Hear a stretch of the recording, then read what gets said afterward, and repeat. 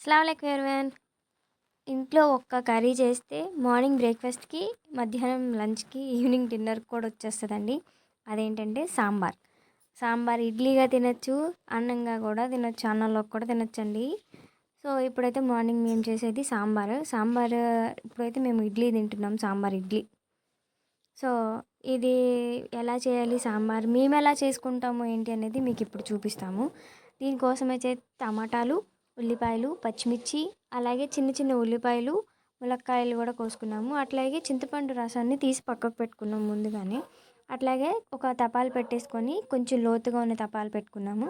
దాంట్లో నూనె తగినంత నూనేసుకొని, తాలింపు దినుసులు వేసేసుకున్నాక, దీంట్లో అవి కొంచెం ఫ్రై అయినాక, కొంచెం మెంతులు కూడా ఏసుకుంటాం మేము.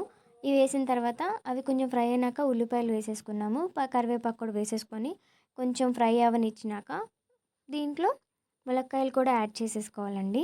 ఇవి ములక్కాయలు ఎందుకు ముందు యాడ్ చేసామంటే ములక్కాయలు కొంచెం ఉడకాలి కాబట్టి సో ముందుగానే యాడ్ చేసేసుకున్నాము.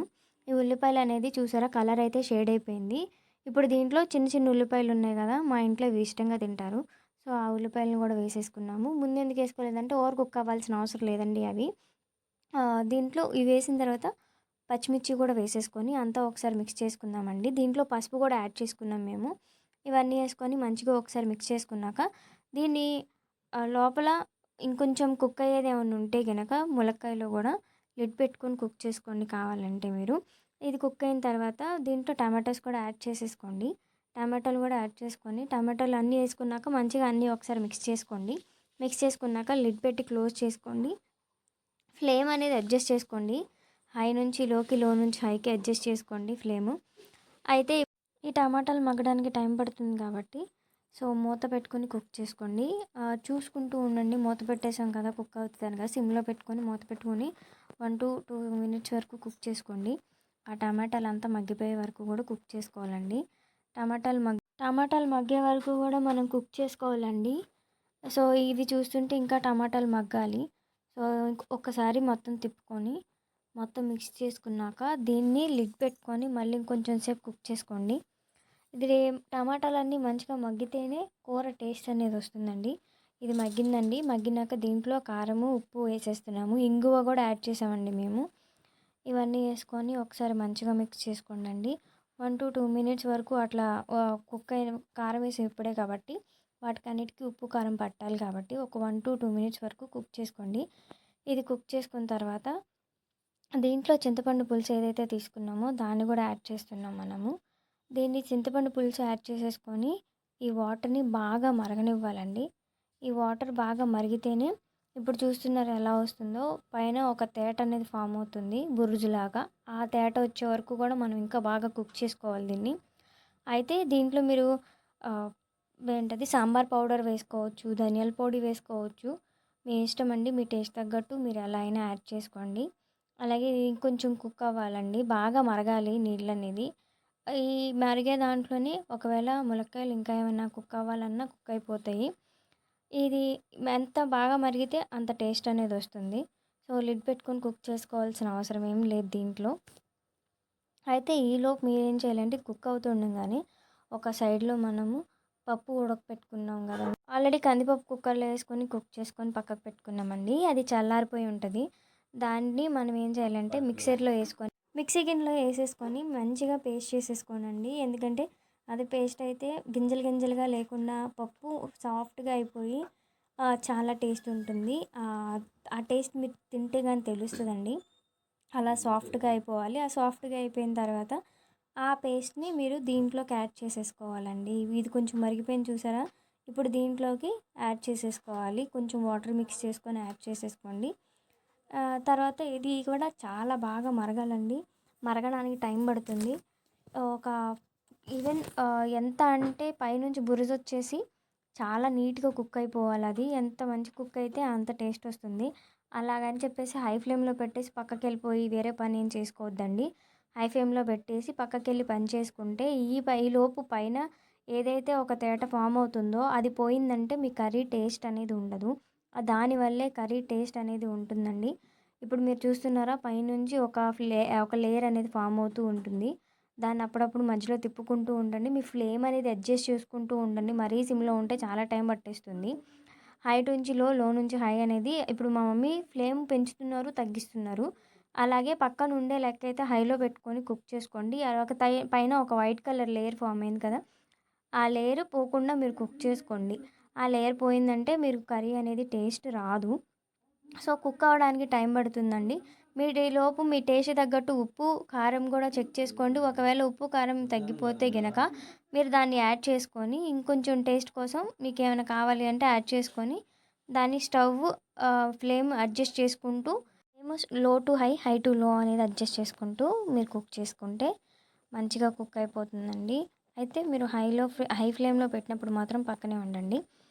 ఫస్ట్ నా ఛానల్ అయితే ఒక్కసారి సబ్స్క్రైబ్ చేసుకోండి.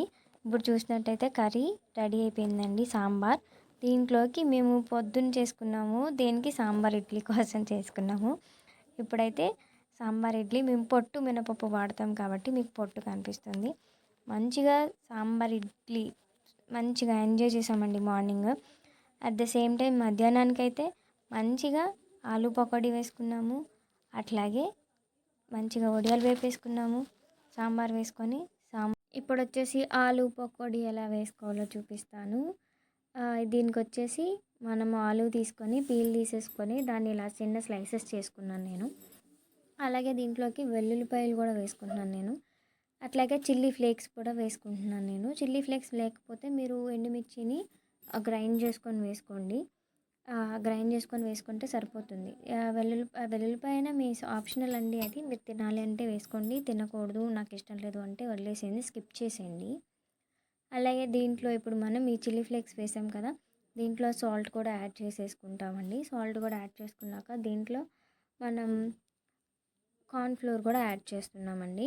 కార్న్‌ఫ్లోర్ ఎంత కావాలో కార్న్‌ఫ్లోర్ లేకపోతే మీరు మైదా కూడా యాడ్ చేసుకోవచ్చు, రైస్ ఫ్లోర్ యాడ్ చేసుకోవచ్చు, శనగపిండి కూడా వేసుకోవచ్చండి. కార్న్‌ఫ్లోర్ ఎందుకు వేస్తున్నామంటే క్రిస్పీగా కరకరలాడుతూ ఉంటుంది. లోపల ఆలు మాత్రం సాఫ్ట్‌గా ఉంటుంది కాబట్టి ఆ టేస్ట్ అనేది బాగుంటుంది. సో, అందుకని నేను కార్న్‌ఫ్లోర్ చూస్ చేసుకున్నాను. మీ దగ్గర ఏది ఉంటే దాంట్లో వేసుకోండి. మీకు చిల్లీ ఫ్లేక్స్ ఇష్టం లేకపోయినా మీరు అల్లం వెల్లుల్లిపాయ పేస్ట్ అయినా యాడ్ చేసుకోవచ్చు. ఇవన్నీ యాడ్ చేసుకొని కలుపుకొని పక్కకు పెట్టేసుకోండి. తర్వాత కడాయి తీసుకొని ఆయిల్ వేసుకొని దాంట్లో డీప్ ఫ్రై కాబట్టి ఇది డీప్ ఫ్రైకి సరిపడా ఆయిల్ వేసేసుకొని ఆయిల్ హీట్ అయిన తర్వాత ఒక్కొక్క ఆలు పీస్ని తీసుకొని దాంట్లో డిప్ చేసేయడం స్టార్ట్ చేసేయండి. ఈ ఆలు పీస్లన్నీ వన్ బై వన్ అంటే మీరు లో ఫ్లేమ్లో కుక్ చేసుకోండి. ఎందుకంటే ఆలు పచ్చి తీసుకుంటున్నాం కాబట్టి ఆలు కుక్ అవ్వడానికి టైం పడుతుంది. మీరు హై ఫ్లేమ్లో పెట్టేస్తే మాడిపోతుంది కానీ లోపల కుక్ అవ్వదండి. సో, లో ఫ్లేమ్లో కుక్ చేసుకోండి. అలాగే ఇంకొకటి ఏంటంటే ఎక్కువగా కుక్ అవ్వాల్సిన అవసరం ఏమీ లేదు. ఆలు త్వరగా కుక్ అయిపోతుంది కాబట్టి మీరు హై ఫ్లేమ్లో పెడితే కుక్ అవ్వకపోగా ఆలు. ఇప్పుడు ఇంకొకటి ఏంటంటే మనము గార్లిక్ వేసాం, వెల్లుల్లి, అది మాడిపోతే ఏమవుతుందంటే చేదొచ్చేస్తుంది. సో, ఓవర్గా కుక్ చేయాల్సిన అవసరం ఏమి ఉండదండి. కొంచెం కలర్ షేడ్ అయితే చాలు, గోల్డెన్ బ్రౌనిష్ షేడ్లో వచ్చేస్తుంది. సో, వెల్లుల్లిపాయ అయితే హార్ట్కి మంచిది. నేనైతే చాలా ఇష్టంగా తింటుంటాను వెల్లుల్లిపాయ. ఇప్పుడు వచ్చేసి ఈ మిర్చి అయినా సరే టేస్ట్ కోసమే వేసుకుంటున్నామండి మనము. సో, ఆలు మంచిగా కుక్ అయిపోతుంది. ఆలు సాంబార్లోకి చాలా బాగుంటుంది కాబట్టి సో, ఇప్పుడు యాక్చువల్గా ఎప్పుడు సాంబార్ చేసుకుంటే దాంట్లోకి మనం ఏదో ఒక ఫ్రై చేసుకుంటాం. సాంబార్లోకి మేము ఎప్పుడు వడియాలు, అప్పడాలు, లేదు అంటే ఆమ్లెట్ ఇట్లాంటివి ట్రై చేస్తూ ఉంటారు. లేదంటే ఆలు ఫ్రైనో, దొండకాయ ఫ్రైనో, కాకరకాయ ఫ్రైనో, ఇలా ఏం కాకుండా కొత్తగా ఇలా ఒకసారి ట్రై చేసి చూడండి. లేదంటే చిప్స్ తెచ్చుకొని తింటుంటాం మనము. ఇప్పుడు బింగో మ్యాడంగిల్స్ తెచ్చుకొని తింటుంటాము. ఇది ఒకసారి ట్రై చేయండి. లోపల సాఫ్ట్గా, బయట క్రంచీగా ఉంటుంది. చాలా టేస్టీగా ఉంటుంది. ఆ చిల్లీ ఫ్లేక్స్ తగులుతాయి. చిల్లీ ఫ్లేక్స్ నచ్చకపోతే కారం వేసేసుకోండి అబ్బా, ఇబ్బంది ఏం లేదు మీకు. సో, మీకు నచ్చని దాన్ని స్కిప్ చేసి వేరే దాంట్లో ట్రై చేయండి, అంతే, ఏం లేదు. ఇప్పుడు మీ దగ్గర కార్న్‌ఫ్లోర్ అయితే శనగపిండి వేయండి. మీకు కారం నచ్చకపోతే చిల్లీ ఫ్లేక్స్ నచ్చకపోతే కారం వేసుకోండి, అంతే. సో, అంతే, రెడీ. సూపర్ టేస్టీ మన పకోడీ రెడీ అయిపోయింది. సో, చాలా సాఫ్ట్గా ఉంటుంది, చాలా టేస్టీగా కూడా ఉంటుంది. సో, ఒకసారి ట్రై చేయండి. ట్రై చేస్తే నా కమెంట్ బాక్స్లో కమెంట్ చేయండి. థ్యాంక్ యూ అండి. నా ఛానల్‌లో ఒకసారి సబ్స్క్రైబ్ చేసుకోండి. చూస్తున్నారు కానీ సబ్స్క్రైబ్ చేసుకోవట్లేదు. సబ్స్క్రైబ్ చేసుకోండి నా ఛానల్ని.